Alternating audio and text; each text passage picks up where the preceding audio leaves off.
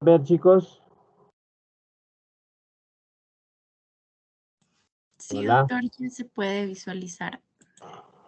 Ya. Bueno, reiterando pues los saludos, ¿no? De buen día. Siempre es un honor poder compartir alguna experiencia mía, ¿no? Como médico neumólogo. Para los que no me conocen, soy Jorge Rojas Aire, ¿no? Nosotros ya tenemos algunos años trabajando como neumólogo en el Hospital Daniel Alcides Carrión. Bueno, a la fecha soy el jefe del servicio y también coordinador de la estrategia sanitaria de prevención y control de tuberculosis del Hospital Daniel Cis Carrión y también consultor, ¿no? Uno de los consultores del equipo de la estrategia de tuberculosis en la región. Bueno, según la delegada me mandó por el tema de fisiología respiratoria. Hay básicamente creo que tenemos que hablar de algunos exámenes auxiliares que evalúan la parte funcional de la parte respiratoria, que lo vamos a ver en otra clase. Ya ahorita no tengo la diapositiva. Y vamos a avanzar con otro que está también como tema, ¿no? Que es neumonía adquirida en la comunidad.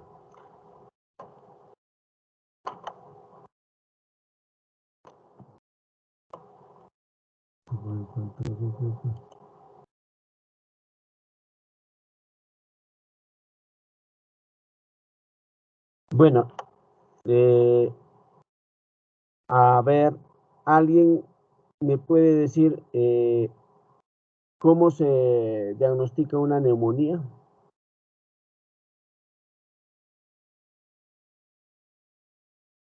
A ver, la delegada. ¿Cómo usted puede identificar que un paciente tiene neumonía? Puede ser por un examen de radiografía, doctor. No, clínicamente.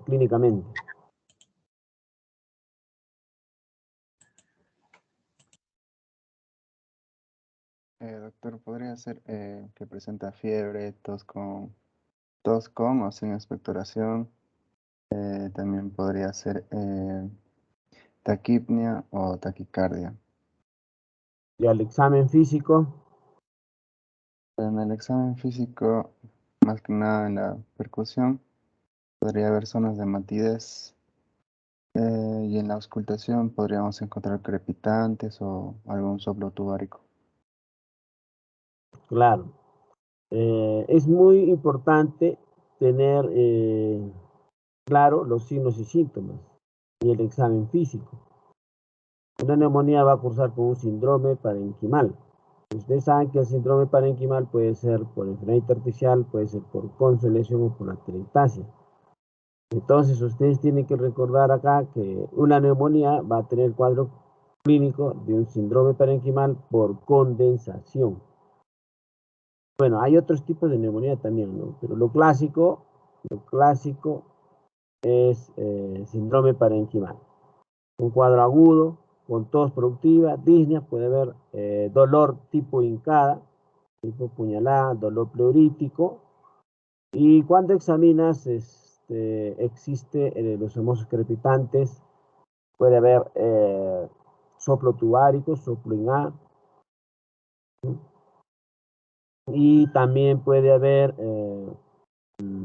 bueno, su matidez, mate en realidad es cuando hay una telectasia o cuando hay un derrame pleural, básicamente. Entonces, más o menos, eso es el cuadro de un síndrome parenquimal. Entonces, las neumonías adquiridas en la comunidad se va a clasificar en tres tipos. Neumonía adquirida en la comunidad. En realidad, las neumonías se clasifican en tres tipos. La neumonía en general, neumonía adquirida en la comunidad es uno, y el otro es la neumonía asociada a los servicios de salud, y otro es la neumonía nosocomial. O sea, esos son la clasificación de las neumonías. Hay otro tipo de neumonía que se llama neumonía del inmunodeprimido, que es un tema muy aparte. La neumonía del inmunodeprimido es todo otro tema, grande. Pero cuando hablamos de neumonía, vamos a hablar de neumonía adquirida en la comunidad, neumonía asociada a los servicios de salud, o neumonía intrahospitalaria, o o nosocomial. La neumonía asociada al servicio de salud es aquel paciente que, por ejemplo, va a su hemodiálisis interdiario o por alguna situación va frecuente al hospital, no está hospitalizado, pero hace una neumonía, pero tampoco está en su casa. Entonces es una neumonía asociada al servicio de salud.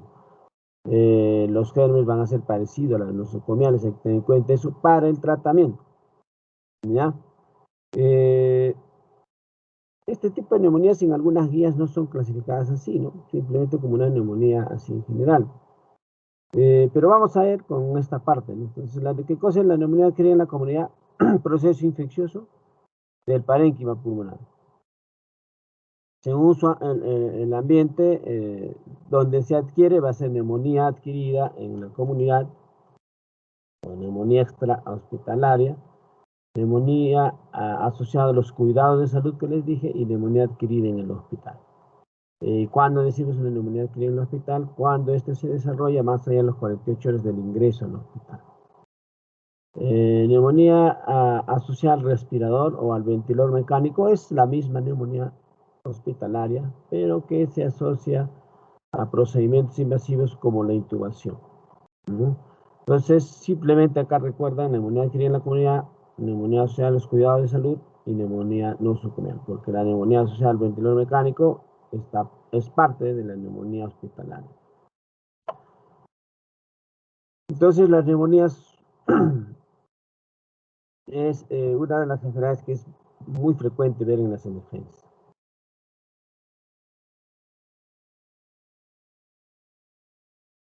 Neumonía asociada a los cuidados de salud. Hemos antes explicado en qué casos cuando una persona X va al hospital frecuentemente por diferentes situaciones, entonces, por ejemplo, quimioterapias, diálisis, entonces, eso es una neumonía asociada a los cuidados de salud. ¿Ya? También acá considera paciente hospitalizado por 2 o más días dentro de los 90 días previos. Y eso dice desde hace muchos años la guía ITSA-TES. Cuando desarrollamos este tema vamos a ver estas preguntas, ¿no? ¿Tiene el paciente una neumonía? Tenemos que definir. ¿Cómo vamos a definir? Ya lo hemos dicho, un síndrome parenquimal. ¿Qué tipo de neumonía tiene? Ya también sabemos qué tipo de neumonía tiene. Neumonía adquirida en la comunidad, neumonía asociada a los cuidados de salud o también neumonía nosocomial. Entonces, estas preguntas siempre nos respondemos cuando estamos frente a una neumonía. ¿Qué severidad tiene? ¿Cómo evalúo la neumonía? Entonces, ¿qué severidad tiene? Las escalas pronósticas. ¿Ya? Las escalas pronósticas. Y biomarcadores. ¿Ya? Se trata en forma ambulatoria, lo observo, lo interno y dónde. Usted tiene una neumonía, va a tratarlo ambulatoriamente, o lo va a hospitalizar, lo va a meter a trauma shock, lo va a meter a UCI, eso también define las escalas pronósticas. ¿Qué estudios y tratamientos son las más adecuadas para cada situación? ¿Qué cosas necesitas? ¿Qué le vas a pedir? Placa, exámenes de laboratorio, ¿cuál es su tratamiento? Entonces, eso debemos respondernos cuando vemos una neumonía. Ya hemos hecho la primera parte, la segunda también, ¿no? ¿Tiene neumonía? Sí. ¿Qué tipo? Las escalas pronósticas nos va a evaluar severidad y también el destino del paciente y finalmente qué algún estudio adicional o qué tratamiento le vamos a dar. Y básicamente eso es todo que debemos hacer en neumonía y se acabó la clase, ¿no? Pero vamos a ver algunas cosas acá. En cuanto a patogenia, mecanismos de defensa que tiene el tracto respiratorio inferior libre de patógenos. Nosotros tenemos un mecanismo de defensa para protegernos. Entonces hay mecanismos inespecíficos y específicos. Los inespecíficos, el clearance mucociliar, el reflejo de tos. Por muchos colegas utilizan codeína en la tos. La tos es un mecanismo de defensa. En casos excepcionales como cuando da hemoptisis se usa codeína, por ejemplo. ¿No? Y otro mecanismo de defensa inespecífico son las células fagocíticas. Y específico es la inmunidad humoral y la inmunidad celular. Entonces, cuando los mecanismos de defensa se alteran y se reduce su eficacia, se favorecen las condiciones para llegar a la proliferación de gérmenes. Entonces, tengan en cuenta estos mecanismos específicos que nos defienden de todo proceso infeccioso. En cuanto a la patogenia, vamos a ver vías de acceso, cómo llega la bacteria al parénquima pulmonar, o cualquier, no solo bacterias, sino virus, hongos, tuberculosis, pues, llega al parénquima pulmonar. ¿Cómo? Por estas vías, vía aérea, vía hematógena, por contigüidad, por inoculación directa, ¿ya? Por ejemplo, la vía aérea es la más frecuente. Inhalación del aire inspirado contaminado. Aspiración de secreciones orofaringeas que contiene gérmenes patógenos. Los alcohólicos, drogadictos, posoperados, trastornos de deglución. Entonces la vía aérea es la parte más, es la vía más frecuente de acceso a gérmenes, ¿no? Y no es el frío, como dicen, oh, está haciendo frío, me va a dar neumonía. El frío en sí no. ¿Por qué te da el frío? ¿Por qué condiciona a infecciones el frío?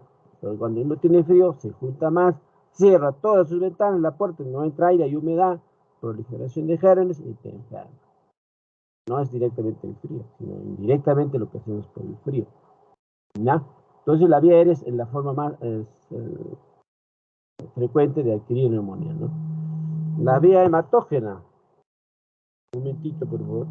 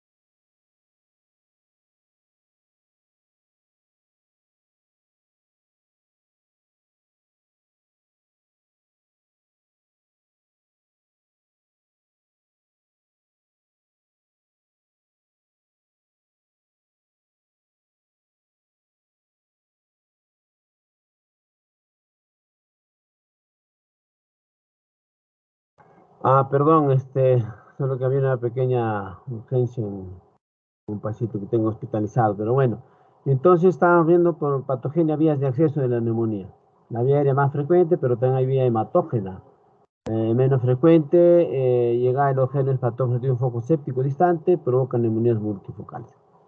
Varias veces he visto pacientes que me han hecho interconsulta con unas lesiones en forma parciadas en ambos pulmones.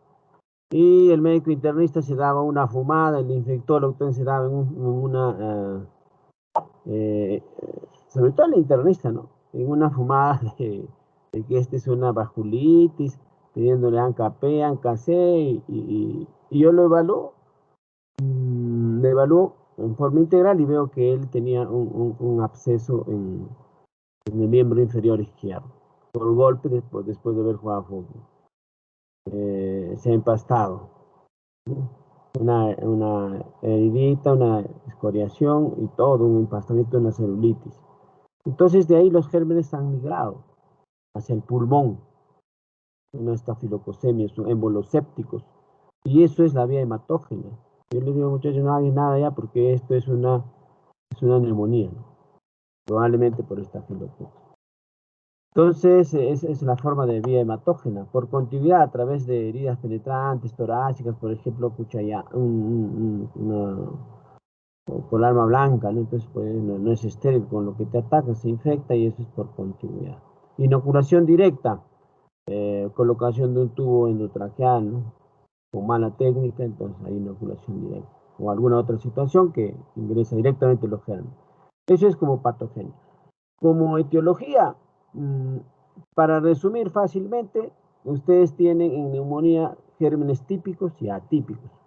Lo típico es el neumococo, ¿no? Y la Haemophilus influenzae es lo más frecuente. Y lo atípico puede ser clamidia, micoplasmas, ¿no? En su mayoría. Pero, de acuerdo a alguna enfermedad que tiene el paciente, puede haber algunos gérmenes. Diabetes, por ejemplo, Streptococcus pneumoniae, Staphylococcus aureus. En una época, también Streptococcus pneumoniae, Haemophilus influenzae, Moraxella, ¿no? Clamidia pneumoniae, Pseudomonas. En los alcohólicos, Streptococcus pneumoniae, Klebsiella, Staphylococcus aureus, anaerobius, enterobacterias, no puede legionela en alcohólicos. Así puede usted ver, de acuerdo a la enfermedad que tiene, en hospitalizaciones, por ejemplo, y a eso ya no sería aquí en la comunidad, pero enterobacterias, Staphylococcus aureus. Entonces, la etiología varía según la edad también, ¿no? Comorbilidad, severidad de la enfermedad, situación clínica, localización geográfica. En la mayoría de los casos, la etiología no es identificada, ¿no? Según las guías, hay algunas condiciones nomás donde usted puede pedir cultivos, no se piden todos, depende de la severidad. Y entonces la mayoría, no solo el Perú y el mundo, inclusive el primer mundo, muchas veces no se identifica la etiología de la neumonía, ¿ya? Pero la mayoría son bacterianas y virales, ¿no? Entonces pueden ser mixtas también, dicen, ¿no? No se clasifica más en típicas o atípicas. Cuadros clínicos se superponen, son intercambiables. Entonces, muchas guías de manejo clínico no van a tener esa distribución de neumonía típicas y atípicas, ya no lo mencionan. Pero algunas literaturas aún consideran todavía neumonías típicas y atípicas a nivel nacional. Y hay alguna diferencia de neumonía típicas y atípicas, al final le vamos a decir, sí hay diferencias, ¿no? Diferencias clínicas, diferencias en el examen físico, diferencias en el de laboratorio, diferencias en la placa de tórax. Las típicas son agudas, las típicas agudas. ¿Ya? Las neumonías atípicas son subagudas. Clínicamente, las típicas tienen el síndrome parenquimal con su crepitante, soplo tubario, como hemos dicho. Las atípicas no. ¿Ya? En el hemograma, las típicas siempre son con un hemograma altísimo, ¿no? Un hemograma de derecha a izquierda. Las atípicas no. En la radiografía de tórax, las típicas tienen consolidación muy clara, ¿no? Como los neumococos, ¿no? Neumonía lobar. En cambio, las neumonías atípicas, como micoplasma, al inicio puede dar simplemente aumento de trama intersticial bilateral, que es bien difícil ver. Te tendrías que dar una fumada y tendrías que ser muy experto, ¿ya?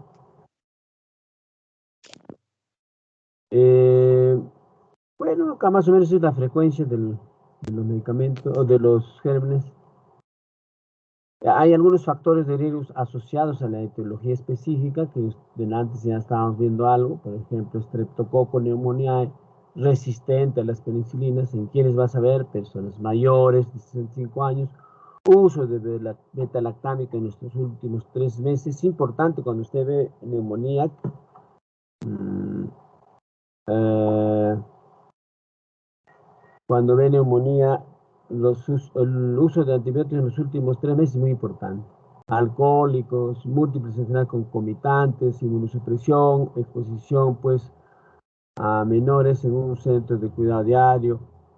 Entonces todo eso nos hace pensar en estreptococo neumonía resistente a penicilina. Y así pueden ustedes ver, por ejemplo, bacilo enteros gran negativos, residencia en un hogar, enfermedad cardiopulmonar, uso reciente de antibióticos, múltiples enfermedades así. Son factores de riesgo asociados a una etiología específica. Absceso pulmonar, por ejemplo, es muy frecuente ver. En el hospital tenemos ahora justo unos 2 o 3 pacientes con absceso, Staphylococcus aureus, anaerobios, hongos, dimórficos, Mycobacterium, ¿ya? Alcoholismo, estreptococo, entonces son factores de riesgo para un tipo de enfermedad. Entonces la etiología más frecuente, neumococo, hemófilos influenza, como típico. Atípicos, micoplasma neumonía, clamidia neumonía. Puede haber otros gérmenes, también estafilococo, moraxella y otros. Los virus que pueden dar neumonía, ahora pues hemos visto neumonía por SARS-CoV-2, ¿no? Un tiempo de eso había también casi pandemia. Bueno, no nada con una pandemia, pero una epidemia de influenza H1N1, ¿no? Pero estos son los virus que pueden dar influenza AB, pero ahora el SARS-CoV-2. Pero también puede dar hongos, los parásitos, o los hongos, o la neumonía pueden dar los hongos, neumonía por hongos. Los parásitos también podrían dar neumonía. Inclusive los cánceres pueden dar consolidación. El cáncer bronquiolo alveolar, un adenocarcinoma bronquiolo alveolar, puede dar una consolidación. Entonces, eso es muy importante ver, porque hay colegas que tratan toda radiopacidad como neumonía, no mejora, le dan diferencias y no mejora. Entonces, cuando un paciente no mejora con antibióticos, no te cuadra el cuadro clínico, entonces pensar en que esa consolidación no es una neumonía bacteriana, puede ser por hongos, por parásitos, por un cáncer o tuberculosis. ¿Ya? Entonces, para eso hay que aprender algunas perlas diagnósticas, ¿no? Que uno va adquiriendo como práctica. Entonces, más o menos esto era para ver frecuencia de gérmenes, este cuadrito, ¿no? Vemos estreptococo neumonía, hemófilos influenza, ¿ya? Y virus también por un lado, por bacterias, virus.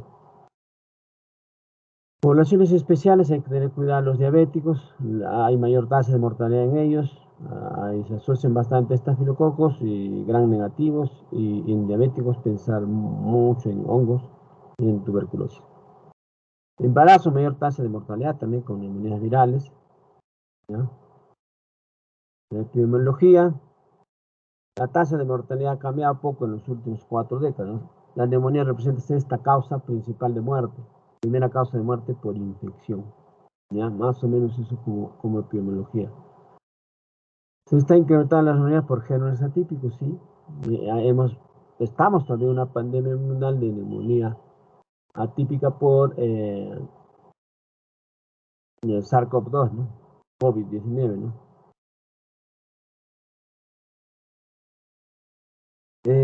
Mortalidad a los 28 días en pacientes internados.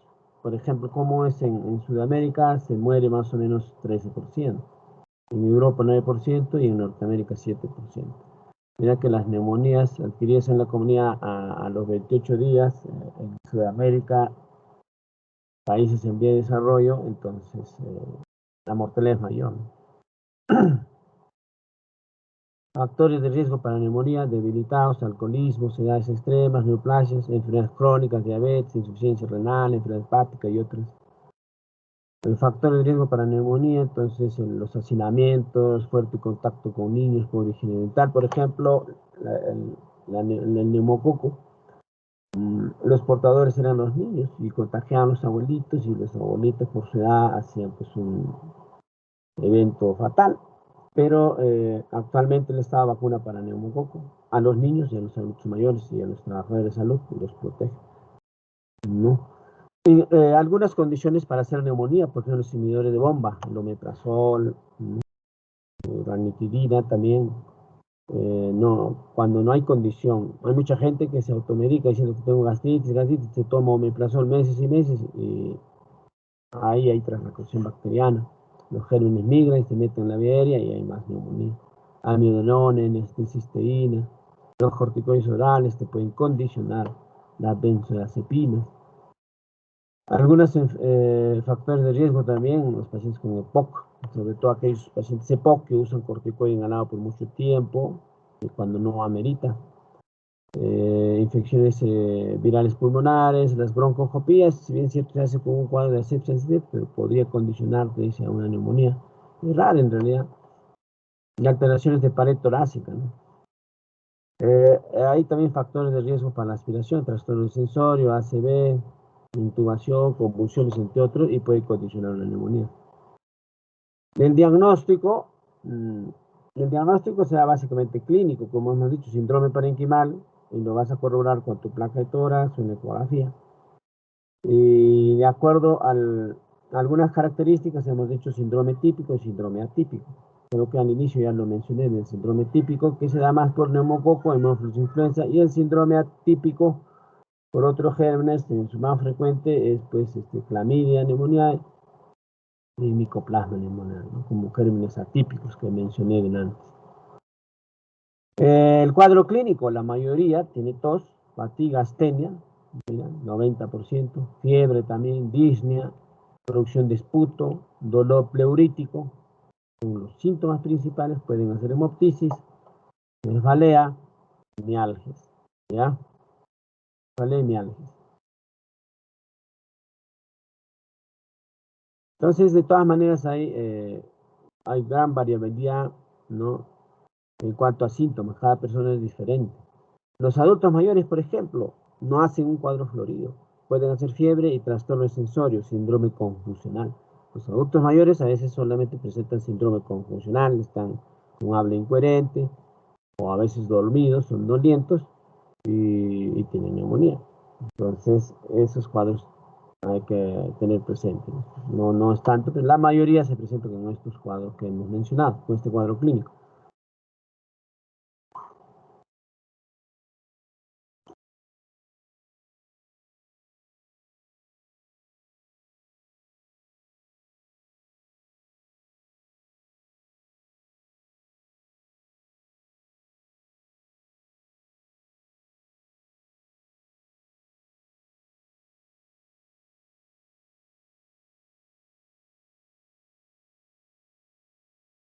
Las neumonías atípicas que hemos mencionado se puede asociar a algún cuadro muy diferente, ¿no?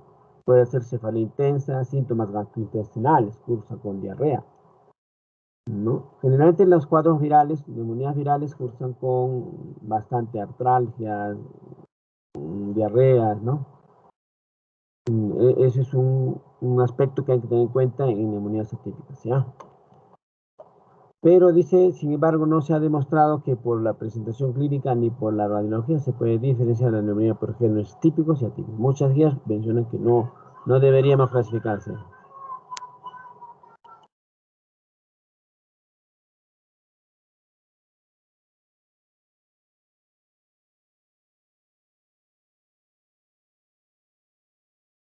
Los hallazgos al examen físico puede ser taquimia, taquicardia, los crepitantes que hemos dicho, los soplos, los roncos que puede haber y signos de derrame pleural. Puede haber síndrome pleuroparenquimal cuando la neumonía está complicada, ¿no? Neumonía con derrame pneumónico, a veces hasta empiema, pus en la cavidad pleural. Otras presentaciones, sepsis severa, shock, hipoxemia, insuficiencia respiratoria. Los ancianos tienen un cuadro muy particular, hemos dicho que a veces cursa con síndrome confusional.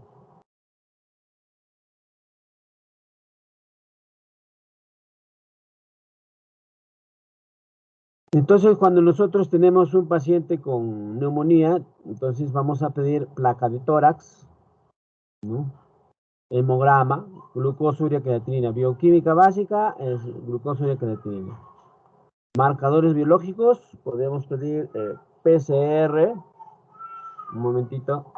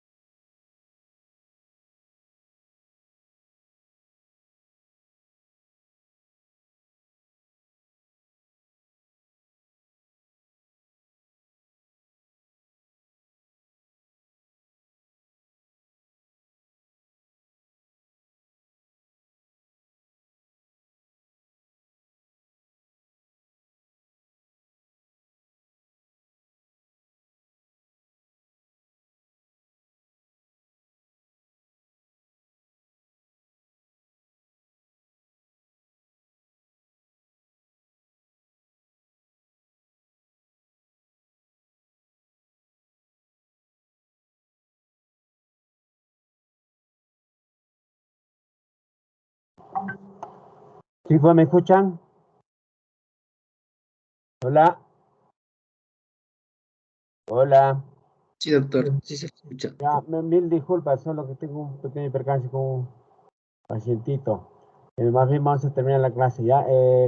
Entonces, para el diagnóstico, síndrome parenquimal, y corroborar con placa de tórax y ecografía muchas veces.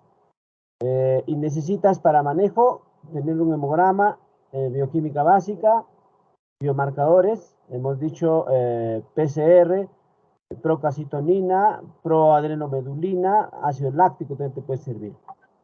Se pide en un paciente que desatura, cultivos se pide en un paciente que tiene severidad, no a todos. Los hemocultivos también en shock séptico nomás, no a todos. Antígenos en orina, sí, en otros países lo describen, acá en Perú nunca he visto pedir antígenos en orina. Estudios serológicos puede ser. Entonces, es importante ver el diagnóstico también etiológico, pero muchas veces no se da, hemos dicho. Ya, entonces, es importante tener un establecimiento de pulso oxímetro para ver si hay insuficiencia respiratoria. Los hemocultivos, hemos dicho, no se da en todos. Se da en aquellos pacientes con enfermedad que tenga algún factor de riesgo, como por ejemplo diabetes, con neumonía varias veces o una situación de gravedad para pedir cultivo. No se pide a todos en realidad. Mira que el esputo de buena calidad, bueno, su rentabilidad no es mucho, también entre tiene 54%, ¿no? La utilidad diagnóstica eh, solo 14%. Lo de acá es ver su buena calidad, ¿no? Más rentabilidad tienes con un minival que se hace, que es minival, es lavado broncoalveolar o broncoscopía. Ese tiene mayor rentabilidad diagnóstica. Entonces, el cultivo de esputo, su utilidad diagnóstica es bajo también, ¿no? Los biomarcadores tiene valores por cada laboratorio, ayuda bastante para ver severidad. Procalcitonina es más específico para bacterias. En cambio, la proteína C reactiva puede elevarse en cualquier inflamación vírica o por tuberculosis o por hongo. Entonces, inclusive el cáncer eleva la proteína C reactiva, ¿no? Pero la procalcitonina se eleva generalmente en infecciones bacterianas. Dice valores bajos de ambos hace improbable la infección bacteriana.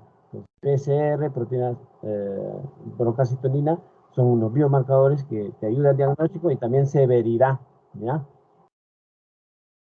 La procalcitonina, ya hemos explicado. Detección de antígenos microbianos en la orina. Antígenos hay para neumococo, para legionela, ¿no? Pruebas serológicas puede haber para algunos gérmenes, pero en nuestro medio no hemos tenido, no hay en realidad. Cuando hay un derrame pleural, hay que hacer estudio de líquido pleural con una toracocentesis y se hace criterios de Light para ver si es un exudado, y si es un exudado, eh, ah, puede ser un derrame paraneumónico, ¿no? Y cultivas el germen, entonces con un gran positivo ya es un derrame paraneumónico, pero hay que tener en cuenta que el límite entre un derrame paraneumónico y un empiema es pus en la cavidad, ¿no es cierto? Ese pus en la cavidad se va a demostrar, uno, un, un aspecto purulento y es un empiema. Cultivas un germen, un gran positivo y es un empiema. Glucosa menos de 40, DHL más de 1000, celularidad más de 5000 a 10.000, dice la literatura, o un pH de líquido pleural de 7 puntos o menos, es un empiema. ¿Ya? No, recuérdense los criterios de empiema, siempre, ¿ya?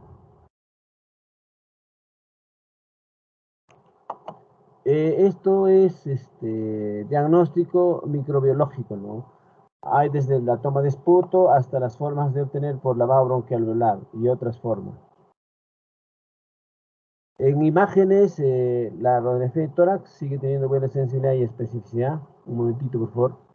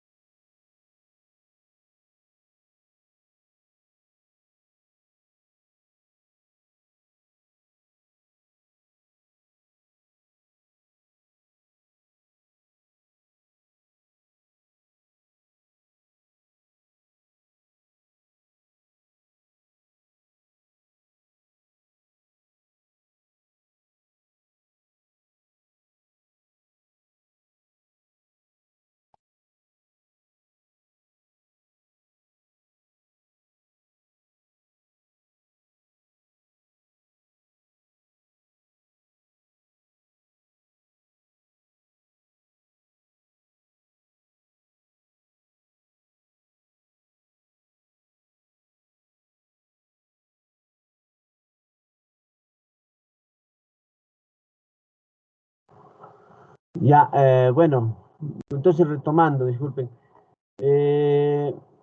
Las pruebas de imágenes, hemos dicho la placa de todas. Acceso a tomografía es muy...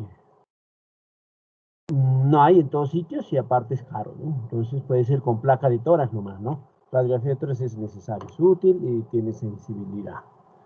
¿Qué cosa podemos ver ahí? Condensación o infiltrado alveolar. Puede ser único o múltiple. Segmentario, lobar o parcial típico, por ejemplo, las bronconeumonías, ¿no? O puede haber solo infiltración intersticial. Las neumonías típicas por neumococo generalmente infiltran, hacen neumonía lobar, ¿no? En cambio, otros micoplasmas, por ejemplo, o los virus, infiltración pues intersticial nomás, ¿ya?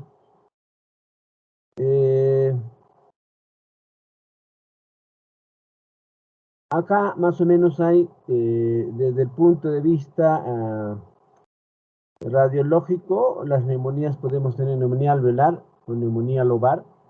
Mira, afectación múltiples en alveolos, bronquiolos, hay broncograma aéreo, eso es propio del neumococo. Si ustedes ven una neumonía que va a un segmento, un lóbulo, es con imagen típica de condensación con broncograma aéreo, es propio de del neumococo. Las famosas bronconeumonías, no hay broncograma aéreo, son segmentales y múltiples. Entonces eso es propio de un estafilococo aureus o bacillus gram negativo, ¿no? Enterobacterias.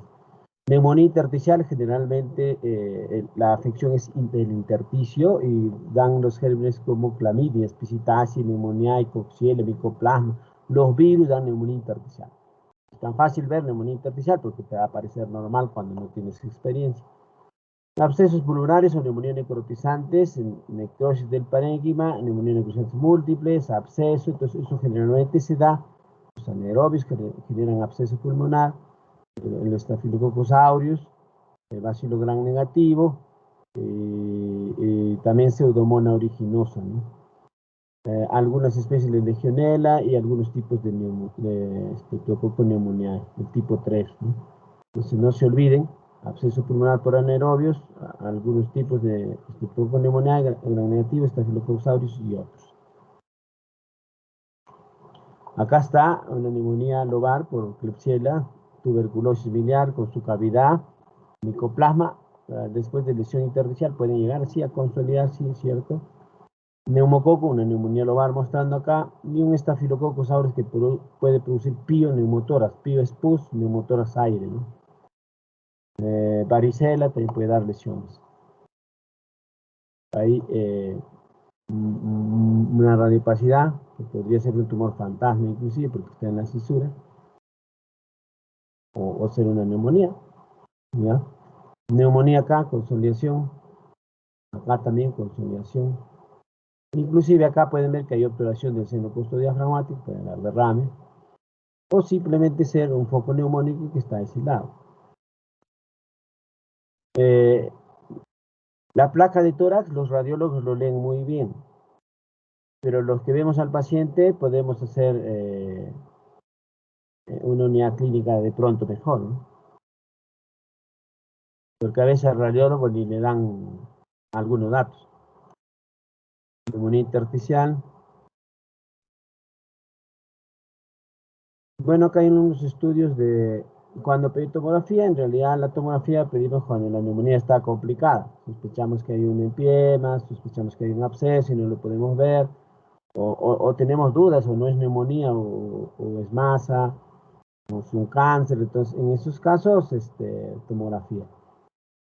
¿Ya? Pero si todo el cuadro clínico de laboratorio y de imágenes calza muy bien para neumonía, no es necesario pedir tomografía, ¿no? La ecografía pulmonar. La ecografía pulmonar actualmente tiene un alto rendimiento, ¿ya? Ahí se puede ver consolidación, inclusive el broncograma, que le llaman broncosonograma, ¿ya? En ecografía, lo negro es agua y aire es lo blanco, entonces broncosonograma le llaman, ¿no? Broncograma aéreo, broncosonograma. Hepatización pulmonar.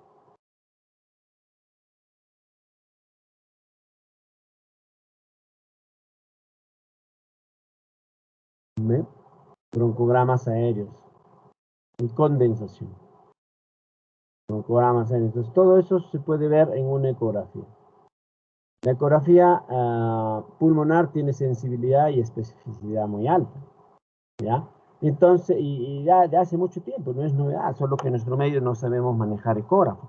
Ahora, chicos, el nuevo estetoscopio del médico es la ecografía. Con la ecografía van a hacer muchas cosas como diagnóstico y como procedimiento. Así que independientemente de la especialidad que usted tiene, debe aprender ecografía. Cuando ustedes acaban la carrera, pónganse un curso de ecografía. Hay bastantes diplomados de ecografía. Les va a servir un montón. Los neumólogos hacemos procedimientos guiados por ecografía, ¿ya? Y su sensibilidad y rentabilidad aumenta cuando usted lo hace por guía ecográfica. ¿Ya? Los intensivistas también hacen sus procedimientos guiados por ecografía, inclusive tiene parámetros hemodinámicos que puedes evaluar con ecografía. Los cardiólogos, obviamente, al hacer su ecocardio, manejan muy bien la ecografía, ¿no? Entonces, así, toda especialidad. Ahora, los reumatólogos, inclusive, para ver partes blandas, utilizan bastante ecografía. Entonces, el nuevo estetoscopio es la ecografía. Para ver neumonías, la ecografía tiene más rentabilidad y especificidad que la misma placa de tórax. La placa de tórax tiene, pues, puntos ciegos a la altura del corazón, las bases que los diafragmas los tapa, las costillas. En cambio, la ecografía puede ver todo prácticamente. Ya entonces, si hay una paciente gestante, si fuese su hijo que está ahí en crecimiento, ni siquiera le tomaría placa de tórax con protección del vientre. Yo no le pediría. ¿Para qué? Si tenemos ecografía. ¿Ya? Pero hay gente que le pone una protección en la pelo y le toma rayos X. ¿Para qué? Si tienes ecografía. ¿Ya? Entonces, mucho cuidado. Entonces, acá es una ecografía donde ves derrame pleural, y todo ello en ecografía que les vamos a dar la diapositiva. Ecografía pulmonar. Varias series, hemos visto varias series que da buena sensibilidad y especialidad para diagnóstico de neumonía. Placa de tórax, ves la consolidación y en la ecografía también. Entonces, este es un estudio que muestra la alta sensibilidad y especificidad, mejor que la placa de tórax, inclusive la ecografía de tórax. La ecografía de tórax lo puedes llevar a todos sitios y no hace daño, no irradia. Entonces, ya una vez diagnosticado neumonía, con placa de tórax o con ecografía y pedirle algunos exámenes generales, vamos a tener escalas pronósticas. ¿Y cuáles son esas escalas pronósticas? El PCI, el CURV-65, SARS-CoV-2 y hay otros. Lo más usado, el CURV-65 y el FINE, ¿no? El índice de severidad de neumonía. Eso nos va a permitir ver destino del paciente. Ya esta es la escala FINE, da puntaje y de acuerdo a eso vas a categorizar en de riesgo 1, 2, 3. 1, 2, manejo ambulatorio. 2, recién hospitalización. ¿Ya? 2, hospitalización. Perdón, del 3. ¿No? Primero ves su score. Por ejemplo, 3 es 71 a 90. Su mortalidad es hasta 2.8%. Hospitalización corta. En cambio, grado 4, 5, manejo hospitalario. Inclusive 5 podría ser UCI, ¿no? Entonces, esa es la escala FINE. El CURV tiene estas variables. Es la más fácil. El estado de sensorio B, ya con función le pone un punto, la urea, más de 30 es en otras unidades, le da un punto, la frecuencia respiratoria si es más de 30, y su presión arterial si está menor de 90 en la sistólica o menor en la diastólica, y la edad dan puntaje. Entonces también vas a clasificar en CURV, en puntuación total, ¿no? 1, 2, 3, sí. Y, por ejemplo, la mortalidad es mayor, ¿no? Va desde 0,7 hasta 40 de mortalidad de acuerdo a la puntuación que tiene. Ya, esas son las puntuaciones que dan. Grado 1, grado 2, grupo bajo riesgo, tratamiento ambulatorio. Grado 2, tratamiento ambulatorio. 3, 4 y 5 son situaciones graves que van a ser hospitalarios o manejo en cuidados intensivos. Entonces ahí es un test mental para el curso 65, FIGHT, estos son biomarcadores. Acá tenemos ATS modificado que va a clasificarlo en neumonía grave. 3 criterios menores, 3 criterios mayores. ¿Ya? Entonces,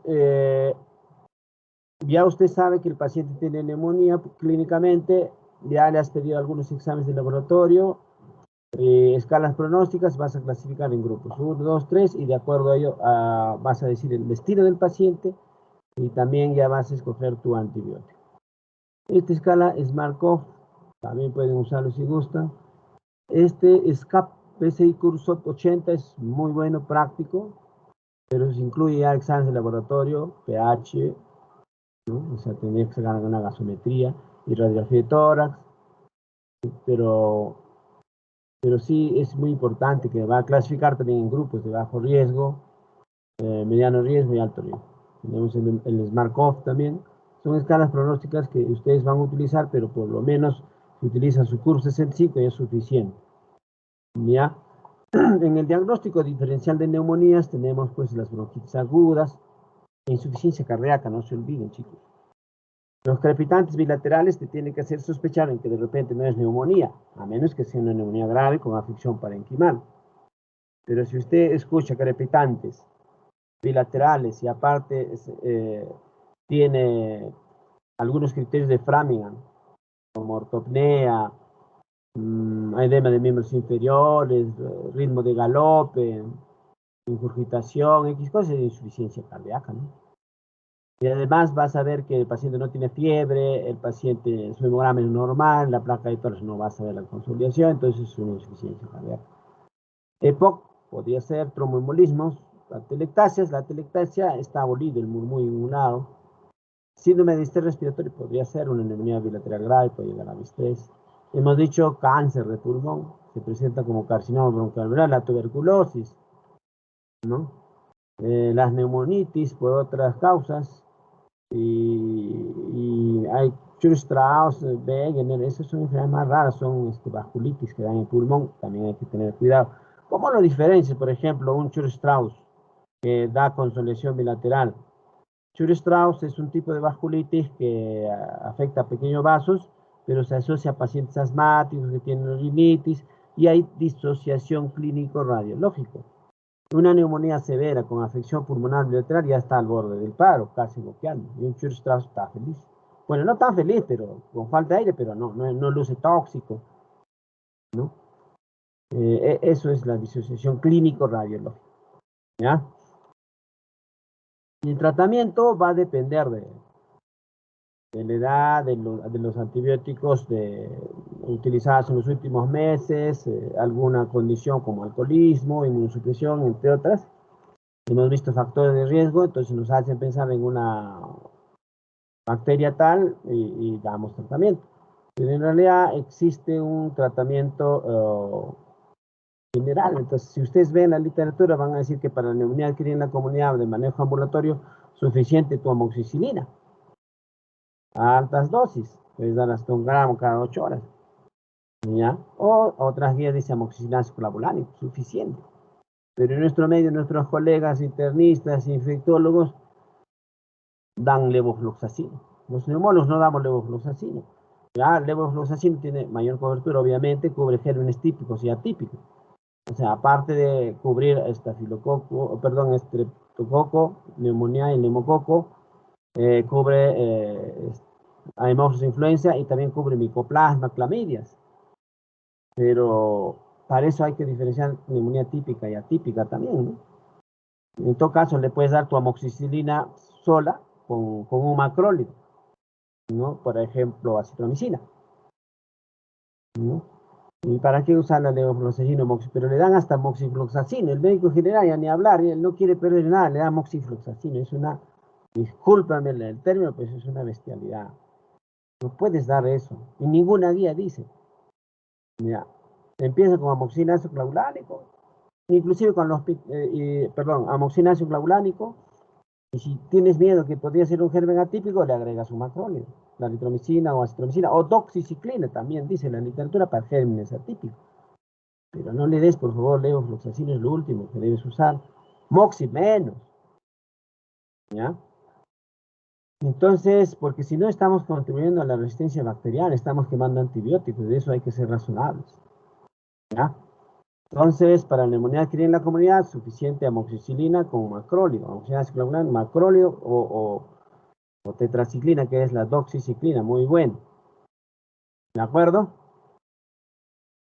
Inclusive cuando hospitalizas al paciente, basta una ceftriaxona más macrólido o más doxiciclina, es una tetraciclina, ¿no? Nada más. Y en casos especiales utilizarás el antibiótico que corresponde. Entonces, más o menos de esto habla. Hay criterios de alta también, ¿no? Cuando está estable el paciente, ya no hace fiebre, frecuencia cardíaca menos de 100, frecuencia de 40, satura normal ya, y presión parcial de oxígeno, perdón, la presión arterial, la sistólica más de 90. Son criterios de que el paciente está estable y puedes pensar en el alta, ¿no? Más acá adelante existen algunas pautas de tratamiento, que ustedes lo pueden revisar, las pautas de tratamiento. Y algunas guías eh, hemos copiado, ¿no? A ver, vamos a hacer acá algunos zoom que se ve bien. De acuerdo al curso hay pautas de tratamiento. Mira, antibioterapia empírica en neumonía extrahospitalaria. Por ejemplo, acá te habla de un macrólido, o claritromicina, o acitromicina, o doxiciclina. Fluoroquinolona sí habla, pero en países del primer mundo, donde no hay tuberculosis. Acá hay bastante tuberculosis con la afección neumónica, y el médico X, que no es de la especialidad, le da de frente a fluoroquinolona. Si es una tuberculosis, le das una levo, estás generando pues resistencia bacteriana. La tuberculosis no se cura con un medicamento. ¿Ya? Haces, por eso en nuestro país está existiendo bastante multidrogoresistente. Es uno de los países que tiene la más alta tasa de drogoresistentes. MDR y XDR porque utilizamos a diestra y siniestra los antibióticos. Levofloxacina puede recetar cualquiera, moxifloxacina, y eso no se hace. No es necesario. ¿Ya? Entonces, a ver, ¿qué más vamos a ver acá? Algunos antibióticos como piperacina, tazobactam, meropenem son situaciones graves donde en un germental de repente un paciente con shock séptico, así, sí puedes empezar con antibióticos de amplio espectro, como por ejemplo un meropenem solo, o si piensas que hay estafilococo, meropenem vancomicina, pero esas son situaciones especiales. La mayoría de las neumonías se va a tratar con una simple, con un simple betalactámico o un macrólido, puedes combinarlo, ya sea bioral o endovenoso. Bueno, en casos especiales nomás se da los antibióticos que se menciona acá, ¿no? Ya, por ejemplo, Staphylococcus aureus resistente, entonces vancomicina o linezolid en últimos casos, ¿no? En lo demás, no. Entonces, más o menos, como conclusión, debemos saber que la neumonía adquirida en la comunidad se presenta como un síndrome parenquimal, uno. Segundo, puedes diferenciarlo en neumonía típica, aunque muchas guías ATS, la guía británica, no habla de neumonía típica y atípica, pero de todas maneras en nuestro país puede ayudarnos. Luego tienes que diferenciar, pues, en qué tipo de neumonía es, ¿no? Si estás frente a una neumonía adquirida en la comunidad, en una nosocomial, en una neumonía asociada a servicios de salud. Cuando hay neumonía, tienes que diferenciar en cualquiera de ellos. Entonces, si usted tiene una neumonía adquirida en la comunidad ya definido, entonces tienes que ver su diagnóstico primero, con un clínico, siempre la clínica manda, radiografía de tórax, ecografía de tórax, y pedir lo mínimo para utilizar una escala pronóstica, hemograma, glucosa y creatinina, ¿no? Para una escala pronóstica, el curso es el 5 suficiente, y luego ver pues tu tratamiento, ¿no? Eso es todo, chicos. No sé si hubiese alguna pregunta en neumonía adquirida en la comunidad.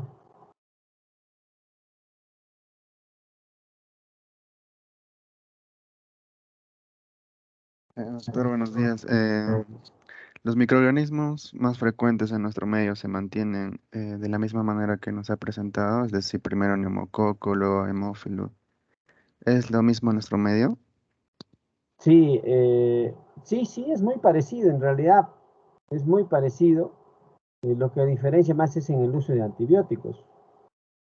Acá tenemos una guía, hasta que yo sepa no lo han actualizado, de la Sociedad Peruana de Enfermedades Infecciosas y Tropicales, el SPEIT, ahí ustedes lo pueden buscar así con ese nombre. Memoria aquí en la comunidad de la Sociedad Peruana de Enfermedades Infecciosas, no hay tropicales, SPEIT le llaman, está desde el 2009. La Sociedad de Neumología también ha sacado una guía, bueno, más reciente, pero no tanto, no tan reciente, ¿no?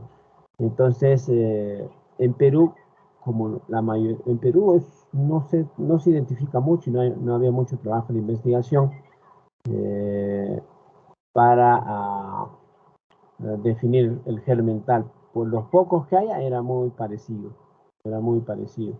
Probablemente ahora con la pandemia, inclusive en nuestro hospital, ya estamos usando inclusive pruebas rápidas para detectar tipos de virus y bacterias.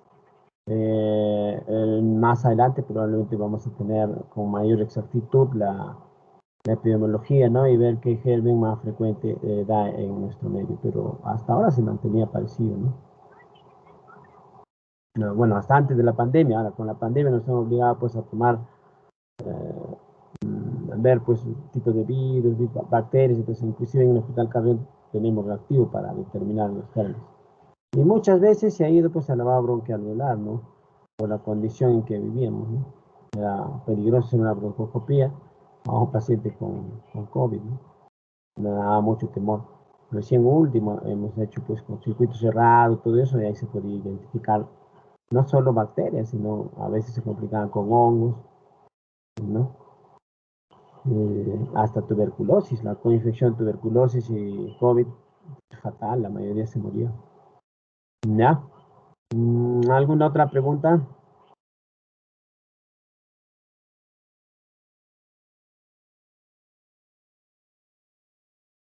¿Alguna otra pregunta, chicos? Buenos días, doctor. Sí. Tenía una pregunta acerca de por qué las manifestaciones clínicas no son tan exacerbadas en los adultos mayores. ¿Es por su respuesta inmunitaria, doctor? Sí, por eso hay un dicho que dice, el médico, bueno, atiende pacientes, pero cada paciente es diferente. La misma enfermedad, pero es diferente en cada uno. O sea, nosotros no vemos enfermedades, sino vemos pacientes. Si usted ve una neumonía, como usted lo ha dicho, puede ver una neumonía en niño, bastante diferente, una neumonía en adulto diferente y una neumonía en adulto diferente. No solo en su presentación clínica, sino también en el tipo de germen que puede tener. Los adultos mayores, dependiendo de sus comorbilidades que tienen, también varía. Pues, no es lo mismo un adulto mayor con diabetes y un adulto mayor sin diabetes o con hipertensión o con falla cardíaca. O sea, es muy diferente. Pero en líneas generales, los pacientes adultos mayores también tienen un proceso fisiológico muy diferente. Por tanto, como usted dice, uno de los factores también viene a ser su sistema inmunológico mismo. Entonces, por eso estos pacientes hacen más trastorno sensorio. Y cuando ves un paciente, a eso los geriatras lo llaman síndrome confusional, generalmente son infecciosos. A veces la respuesta mucociliar también de adulto mayor a adulto varía, pero en líneas generales también el sistema mucociliar dice pasar los 50 años va disminuyendo, por tanto los adultos mayores ni siquiera expectoran, sino lo poco que pueden expectorar lo degluten, lo tragan, pero no hacen esputo. Entonces eso, y a veces el adulto mayor, a veces mal cuidado también, ni siquiera está bien hidratado, tú lo examinas, no vas a escuchar ni siquiera crepitantes, de repente un soplo o nada. Entonces, como en las diapositivas hemos presentado, si bien cierto hay características generales en signos y síntomas, pero no son 100% seguros y puede ser variable. Entonces, en un adulto mayor, si usted ve síndrome confusional, Tienes que pensar en infecciones urinarias, tienes que pensar en neumonía. Obviamente, un dato para nosotros va a ser, aunque no haya mucha tos, de pronto está desaturando y respirando algo más rápido. Entonces, esas características del adulto mayor, obviamente, a veces lleva a confusiones, ¿no? Pero cuando uno ya más o menos tiene experiencia, ¿no? Pues la parte neurológica, del sistema nervioso, y rápidamente puede decir en que puede tener una neumonía. ¿Alguna otra pregunta? Bueno, Doctor, si no, buenos días. sí, Yo tengo una consulta. Si hay algunos criterios o algunas diferencias entre una neumonía bacteriana y una neumonía viral, y si es que eso afectaría en el tratamiento o igual se utiliza antibiótico. sí, eso lo hemos mencionado, pero vamos a repetir. Sí hay diferencias, ¿no? Hay diferencias clínicos también. ¿Ya? Las neumonías bacterianas generalmente dan síndrome parenquimal clásico, ¿no? Con crepitantes, ¿no? Con dolor torácico, tos, dificultad respiratoria, fiebre. Las neumonías víricas pueden dar fiebre, a veces no dan mucha tos, y al inicio no dan mucha dificultad respiratoria, pero lo que clasifica, lo que caracteriza más a las neumonías atípicas, entre ellos virales, es el compromiso, por ejemplo, gastrointestinal, se asocia a diarrea, hay bastante mialgias, dolores musculares, mialgias, no cefalea, diarrea. Entonces, los síntomas extrapulmonares te hacen pensar en neumonía típica, entre ellos neumonías virales. Esa es la diferencia clínica. Cuanto más síntomas pulmonares, más neumonía típica. Cuando se agrega a estas síntomas extrapulmonares como diarrea, escalofríos, mialgias, entonces pensar en virus. Ahora, el límite de usar antibiótico o no usar antibiótico. También existe, aparte de esas diferencias clínicas, diferencias en laboratorio. Las neumonías típicas bacterianas dan leucocitosis con desviación izquierda. Las neumonías virales dan generalmente, bueno, el hemograma a veces está normal. Lo que pueden dar es linfopenia. Eso es lo que hemos visto en las neumonías por SARS-CoV-2, COVID-19. El hemograma normal, lo que había sí era linfopenia, bastante linfopenia. Ustedes saben que los linfocitos en el hemograma están de 20 a 40%. En ellos veías 8, 9%, entonces era una linfopenia marcada, ¿no? Entonces, esas diferencias. Y cuando usted ve por parámetros clínicos, por parámetros de laboratorio y por parámetros de imágenes, por ejemplo, la tomografía, las neumonías bacterianas consolidan, dan su consolidación, pero las neumonías víricas, por ejemplo, en SARS-CoV-2 daba patrón vídeo deslustrado típico subpleural basales, empedrado loco, entonces eso era principal, me llama, ¿no? Patrón principal. Es propio de neumonía vírica, por SARS-CoV-2. Las influencias H1N1 también daban neumonías así, intersticial, bilateral, y bueno, cuando se asociaban hasta filococos, hacían en la forma parchada, ¿no? Entonces hay que ver el límite de una neumonía viral a una neumonía bacteriana. A veces las virales terminan siendo bacterianas, terminan a la larga, ¿no? Pero cuando usted ve los parámetros de que no hay leucocitosis, más bien linfopenia, virus deslustrado o afección intersticial en la placa, estás frente a un virus. Entonces, para SARS-CoV-2 no damos. El cuadro clínico de SARS-CoV-2 clínico de laboratorio y radiológico era típico y en ese caso no dábamos antibióticos. No dábamos nada, solamente antiinflamatorios, corticoides, noxaparina, nada más. Y en nuestro medio también hay mucha gente que empieza con rinorrea, todo, ¿no? Entonces, cuando hay rinorrea, generalmente es viral. Diarreas, síntomas extrapulmonares, viral, entonces puedes esperar y no dar antibióticos.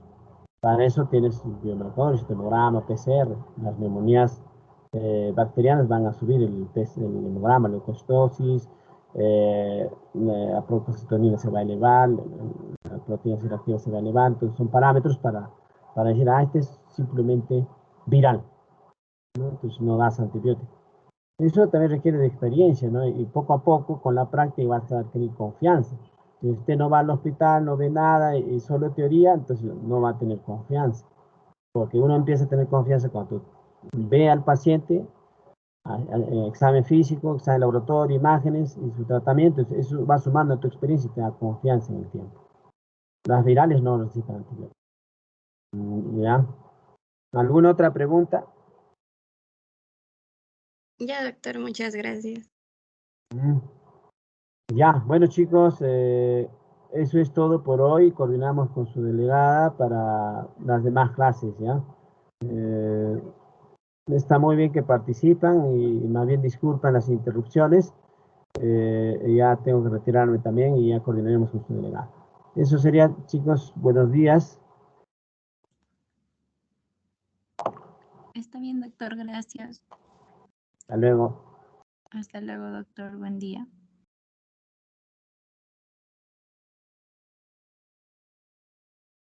Buen día a todos también.